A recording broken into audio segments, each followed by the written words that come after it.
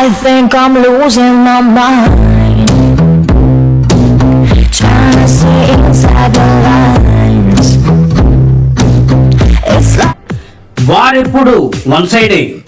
మొదటగా అనిపిస్తుంది, ఆ తర్వాత మనసుకు వినిపిస్తుంది, ఫైనల్ గా కళ్ళకు కనిపిస్తుంది. యుద్ధం అంటే శబ్దం చేయటం కాదు, ప్రత్యర్థి గుండె ధైర్యాన్ని పసిగట్టడం. గెలవడం అంటే అరవడం కాదు, కంటి చూపుతో గుండె గుట్టు ఒడిసి పట్టడం. అడుగు ముందుకేయకుండా గుబులు లేపటం.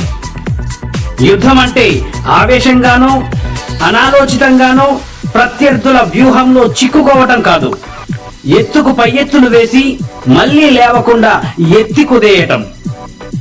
పులి 4 అడుగులు వెనకకు వేసిందంటే భయపడి కాదు, వేటాడాలంటే ఆట ఆడాల్సిందే, వేటు పడాలంటే వేచి చూడాల్సిందే.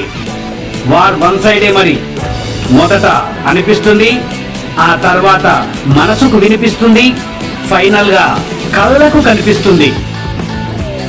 యుద్ధం అంటే 10,000 గజదళము, అంతకు మించిన అశ్వదళము, లక్షలాది మంది సైనికులు చేసే భీకర పోరాటం కాదు.